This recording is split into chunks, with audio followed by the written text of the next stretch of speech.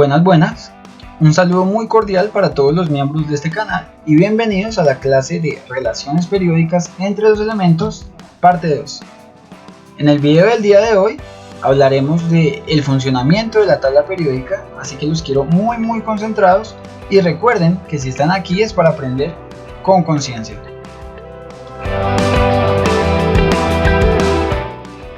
En la sesión anterior hicimos una pequeña explicación de cómo se desarrolló la tabla periódica. Si aún no has visto esta clase, puedes encontrarla en este mismo canal como Propiedades Periódicas parte 1. Visto esto, finalizaremos el tema hablando de los periodos y grupos en la tabla periódica y de las propiedades periódicas y su variación. No sin antes, invitarlos a suscribirse a mi canal para que juntos sigamos aprendiendo ciencia con conciencia.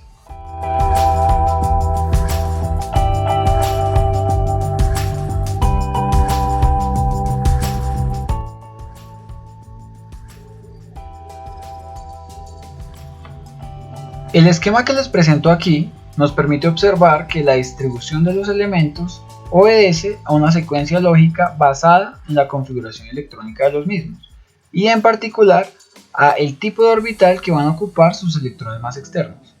Por ejemplo, en el grupo 1A y 2A, también conocidos como metales alcalinos y metales alcalino-térreos respectivamente, vamos a encontrar que sus electrones más externos ocupan un orbital tipo S. Los elementos que van desde el grupo 3A hasta el 8A van a poseer sus electrones más externos en un orbital tipo P. Aquí el helio es una excepción, ya que sus electrones, aunque están en un orbital tipo S, le brindan la suficiente estabilidad para que su comportamiento obedezca al comportamiento de los gases nobles. En el grupo B, también conocido como el grupo de los metales de transición, vamos a encontrar que todos sus elementos poseen electrones de valencia en orbitales tipo D. Y finalmente, el grupo de los lantáneos y actíneos, también conocido como el grupo de las tierras raras, van a poseer electrones de valencia ocupando orbitales tipo F.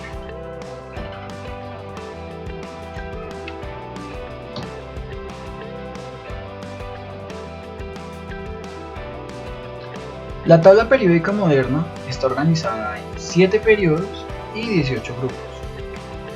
Y quiero que observen que en el esquema que aquí les presento vamos a encontrar junto al símbolo de cada elemento la configuración electrónica más externa.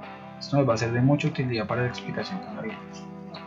Entonces, los periodos se refieren al valor del número cuántico principal o nivel energético en el cual los elementos asociados van a presentar sus electrones más externos o electrones de valencia.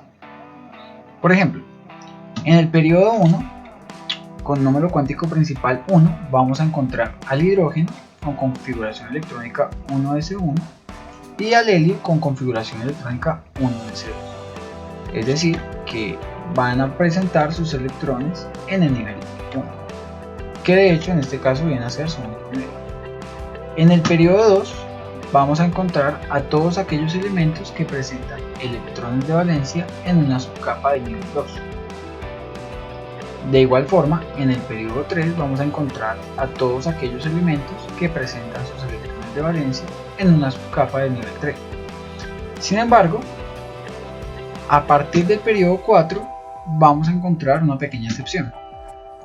Y es que, si bien los elementos que hacen parte de los grupos representativos sí van a presentar los electrones de valencia en el nivel que corresponde a su periodo, si observamos los metales de transición vamos a encontrar que los electrones de valencia, por ejemplo en el periodo 4, van a estar en una subcapa del nivel 3.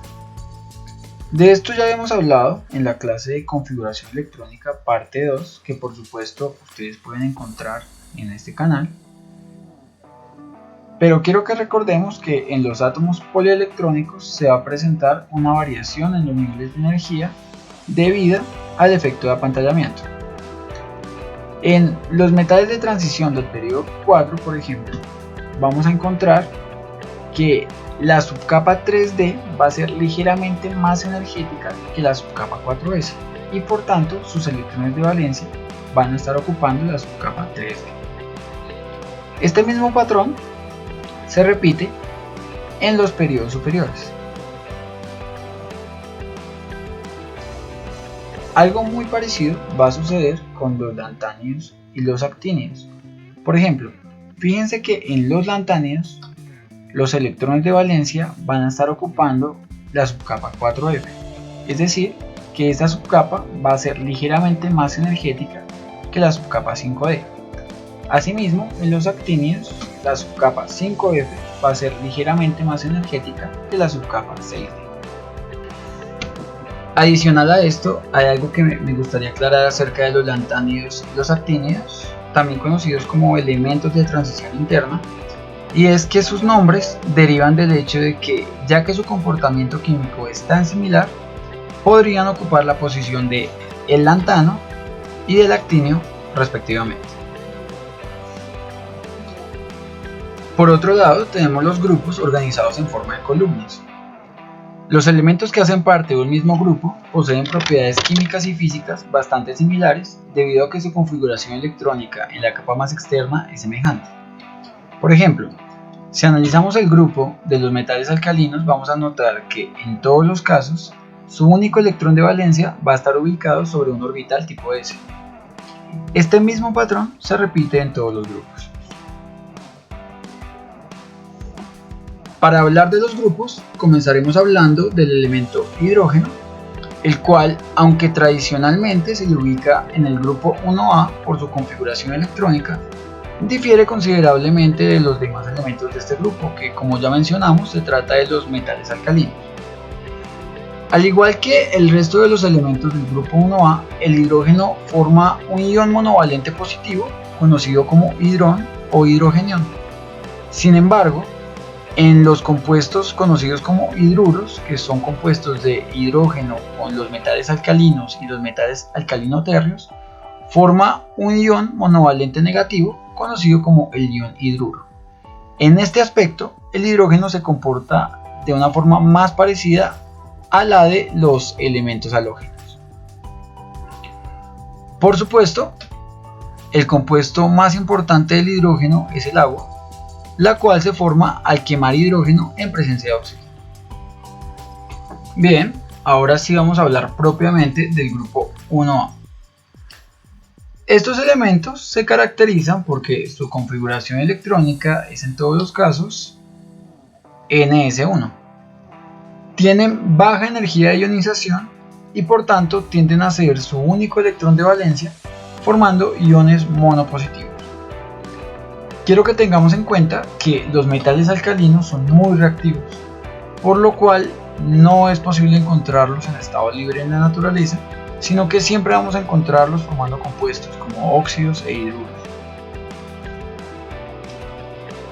Los elementos del grupo 2 se conocen como metales alcalino-térreos y se caracterizan porque su configuración electrónica es en todos los casos ns2.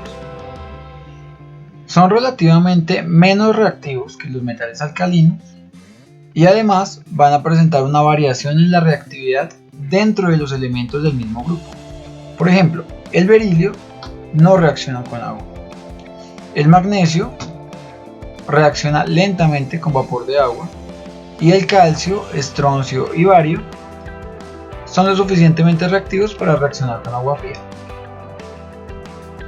Un caso curioso de semejanza periódica entre los elementos podemos ilustrarlo con el caso del calcio y del estroncio. Tras la explosión de una bomba atómica, uno de los subproductos es el estroncio 90, que es un isótopo radiactivo, el cual puede ingresar a la cadena alimenticia de forma relativamente fácil si se deposita en el agua o en el suelo.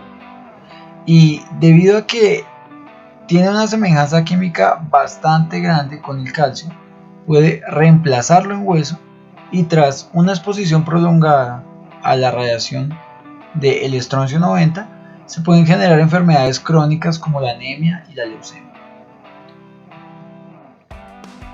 Mientras nos movemos por la tabla periódica, vamos a notar que muchas de las propiedades van a presentar variaciones. Una de estas es el carácter metálico, que a grosso modo se puede definir como la capacidad que tienen los átomos de un elemento para ceder sus electrones. Este carácter metálico va a disminuir de izquierda a derecha y de abajo hacia arriba. Por ejemplo, si observamos el primer elemento del grupo 3A, que es el boro, vamos a notar que se trata de un metaloide. Es un elemento que no reacciona con el oxígeno del aire ni tampoco con el agua.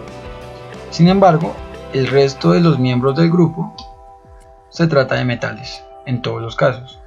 De hecho, el aluminio en particular reacciona muy fácilmente con el oxígeno del aire para formar una capa protectora de óxido de aluminio. También es importante notar que en este grupo va a haber un mayor contraste entre las propiedades químicas de los elementos que lo conforman. Esto debido a que, por ejemplo, a partir del elemento galio van a empezar a aparecer orbitales tipo D, y a partir del elemento indio van a aparecer orbitales tipo F. Sin embargo, de resaltar que el elemento aluminio va a formar solamente iones tripositivos. Sin embargo, el resto de los miembros del grupo van a formar iones tanto monopositivos como tripositivos, a pesar de que en la medida que se desciende en el grupo, vamos a obtener iones monopositivos más estables.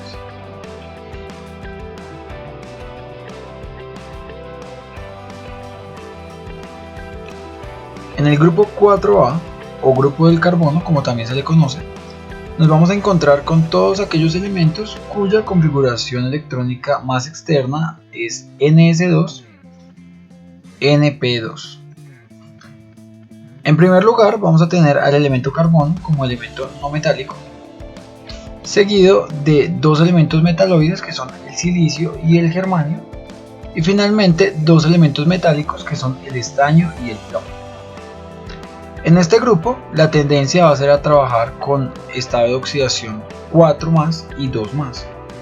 En el carbono particularmente el estado de oxidación más estable va a ser el 4 más. Asimismo en el silicio y en el germanio. Sin embargo, en el estaño el estado de oxidación 4 más va a ser ligeramente más estable que el estado 2 más, y en el plomo el estado más estable definitivamente va a ser el 2 más.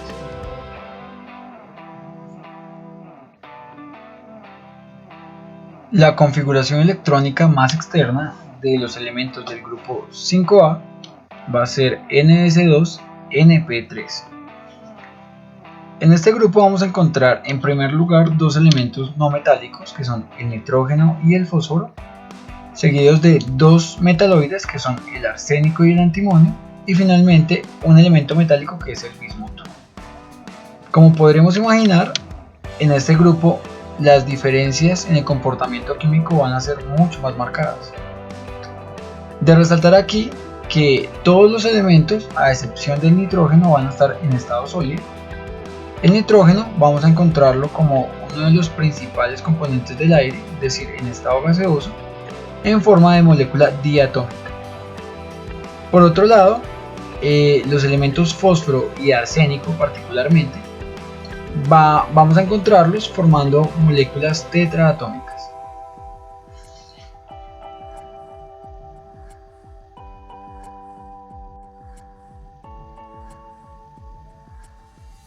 En el grupo 6A nos vamos a encontrar con tres elementos no metálicos que son el oxígeno, el azufre y el selenio, y dos elementos metaloides que son el telurio y el polonio. El oxígeno podemos encontrarlo haciendo parte del aire como molécula diatómica o en la capa de ozono como molécula triatómica. El azufre y el selenio forman en la naturaleza moléculas de 8 átomos, y el telurio y el polonio forman moléculas tridimensionales mucho más complejas. Hay que tener en cuenta que el polonio es un elemento radioactivo que es muy difícil de trabajar en laboratorio. En general, todos los elementos del grupo 6 tienden a ganar 2 electrones, formando iones divalentes negativos hasta alcanzar la configuración de gas noble.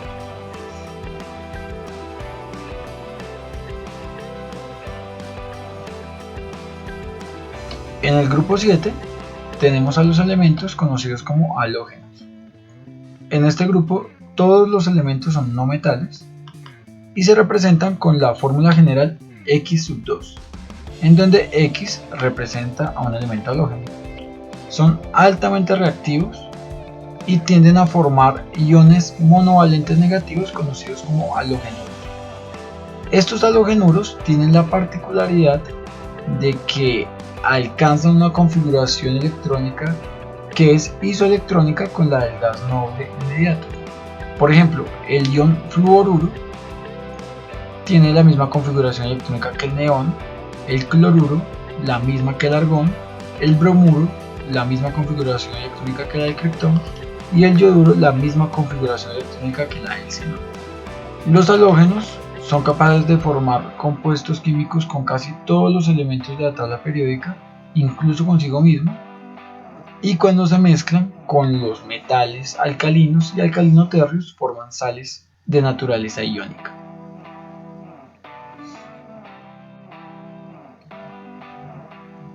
Finalmente, en el grupo 8A tenemos al grupo de los gases nobles o gases inertes.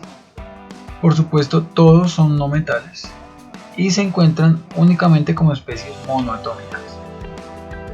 En este grupo tenemos elementos que son poco o no reactivos. Realmente no fue sino hasta 1963 cuando el químico británico Neil Bartlett, utilizando un compuesto altamente oxidante que es el hexafluoruro de platino, logró obtener un compuesto del xenón y posteriormente compuestos del criptón que sin embargo no tienen una utilidad industrial. Sin embargo, en la actualidad los gases nobles han sido altamente implementados para obtener luces fluorescentes a través de tubos de descarga. Aquí podemos ver algunos de los colores que obtenemos utilizando los diferentes gases nobles. Hay que aclarar que la baja reactividad de los gases nobles se debe a que en su máximo nivel de energía tienen todos los electrones posibles.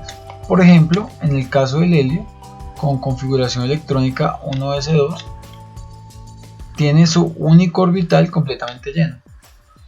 El resto de gases nobles, que como vemos corresponden con una configuración electrónica de ns2np6, vemos que tienen su capa electrónica más externa completamente llena y esto les brinda una enorme estabilidad, por lo cual no tienen una necesidad de reaccionar, no tienen necesidad de ganar o perder electrones.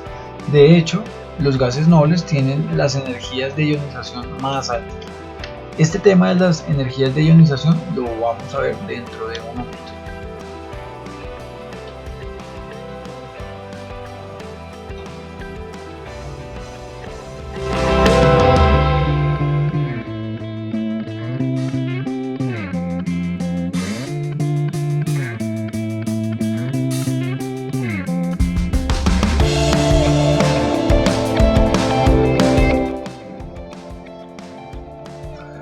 Hace un momento les hablé del carácter metálico como una de las propiedades periódicas. Como les mencioné, el carácter metálico se refiere a la tendencia que tienen los átomos de un elemento a ceder sus electrones. Por eso quiero que recuerden esta imagen que les pongo aquí en la parte superior derecha, en donde vamos a ver cómo va a ser la tendencia del carácter metálico. Entonces fíjense que va a aumentar de derecha a izquierda y de arriba hacia abajo. En esta sección hablaremos del resto de las propiedades periódicas, comenzando por la carga nuclear efectiva. La carga nuclear efectiva es importante porque de ella va a depender el tamaño atómico, así como la formación de iones. La carga nuclear efectiva se refiere a la atracción electrostática que van a experimentar los electrones de la capa más externa hacia el núcleo atómico. Frente a esto, quiero que tengamos en cuenta que el efecto de apantallamiento va a jugar un papel muy importante, ya que los electrones de capas más internas van a apantallar y por tanto van a menguar la fuerza de atracción con la que el núcleo atrae los electrones más externos. Con la fórmula que les presento aquí, se pueden hacer una idea de la manera en que se calcula la carga nuclear efectiva. Entonces nos dice que la carga nuclear efectiva va a ser igual al número atómico menos el valor de S, que es la constante de apantallamiento. Como podemos observar en la imagen, la carga nuclear efectiva va a aumentar de izquierda a derecha y de abajo hacia arriba. De izquierda a derecha va a aumentar porque mientras nos movemos en esta dirección, los elementos que encontremos en un mismo periodo van a presentar sus electrones más externos en un mismo nivel, mientras que la carga del núcleo está aumentando constantemente. Esto hace que la atracción electrostática que los electrones más externos experimenten vaya aumentando en la medida que el número atómico aumenta. Por otro lado, la carga nuclear efectiva va a aumentar de abajo hacia arriba en la tabla periódica, ya que si analizamos, en la medida que descendemos van a aumentar los niveles de energía, es decir, el número cuántico principal. Y recordemos que el número cuántico principal nos habla también de la distancia que hay entre la capa más externa y el núcleo. Así es que en la medida que aumentan los niveles de energía, va a aumentar también la distancia que hay entre los electrones más externos y el núcleo, y por tanto se va a reducir la atracción electrostática.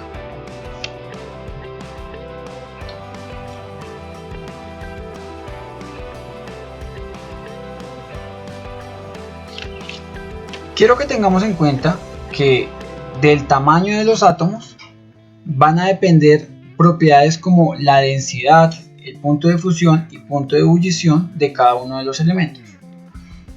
Hablar del tamaño de los átomos tiende a ser un poco confuso. Generalmente se entiende el tamaño de un átomo como el volumen en el que está contenido el 90% de su densidad electrónica. Sin embargo, el concepto de radio atómico tiende a aclarar muchas dudas. Entonces nos dice que el radio atómico es la mitad de la distancia entre los núcleos de dos átomos de una molécula específica. La tendencia en cuanto al radio atómico en la tabla periódica es la que observamos en la imagen de la izquierda. Entonces, como se dan cuenta, el radio atómico aumenta de derecha a izquierda y de arriba hacia abajo. ¿Por qué se da esta tendencia?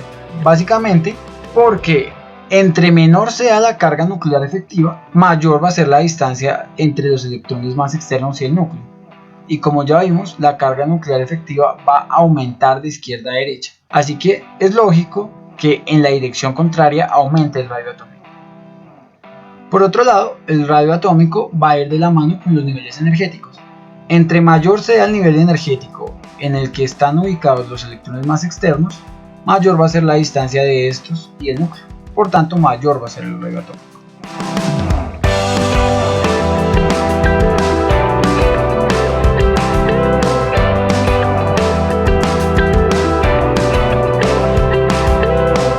El radio iónico se refiere al radio de los cationes o iones positivos y los aniones o iones negativos.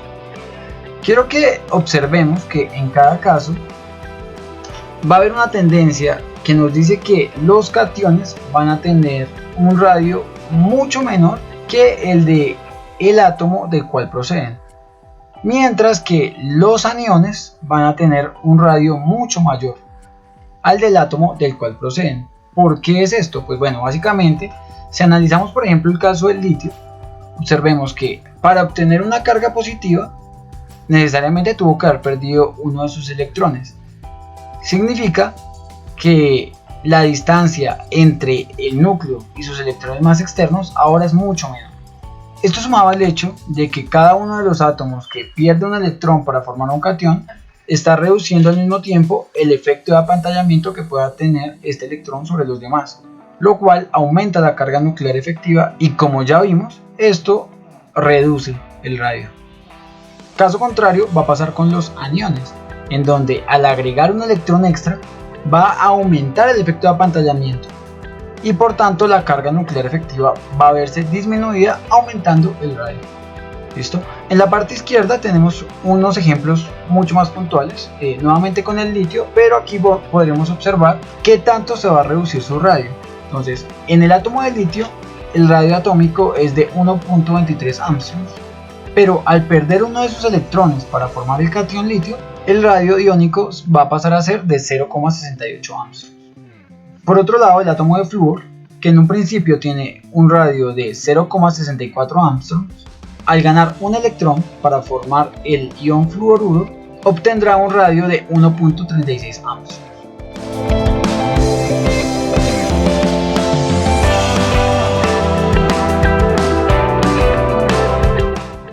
En cuanto a la energía de ionización y afinidad electrónica, que tal vez de forma muy superficial se nombró durante la explicación de los periodos y los grupos, aquí tenemos la definición un poco más clara. Entonces, la energía de ionización es la energía mínima necesaria en kilojoules por mol para desprender un electrón de un átomo en estado gaseoso en su estado fundamental.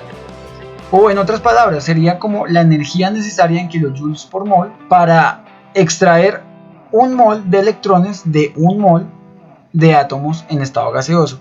Se especifica esto del estado gaseoso ya que los cálculos se hacen de tal manera que la interacción que pueda tener el átomo que se estudia con otros átomos de su entorno sea la mínima posible. Por otro lado, la afinidad electrónica es el cambio de energía que ocurre cuando un átomo en estado gaseoso acepta un electrón para formar un anión.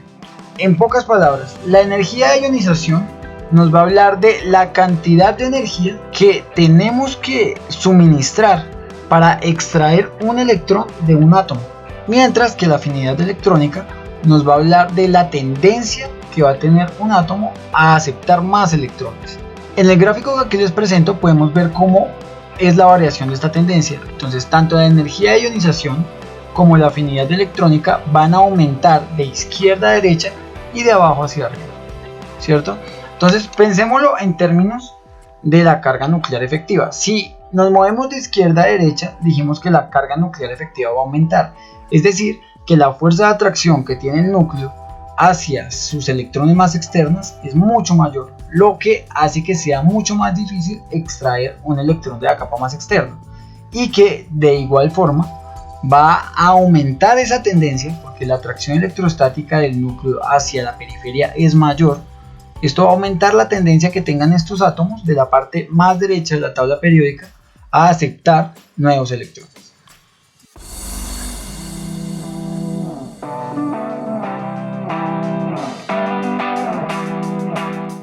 Finalmente les presento este pequeño gráfico a manera de resumen en donde podemos observar de qué manera se presenta la variación en las diferentes propiedades periódicas. Entonces recordemos, el radio atómico aumenta de abajo hacia arriba y de derecha a izquierda. La energía de ionización así como la afinidad electrónica aumentan de izquierda a derecha y de abajo hacia arriba.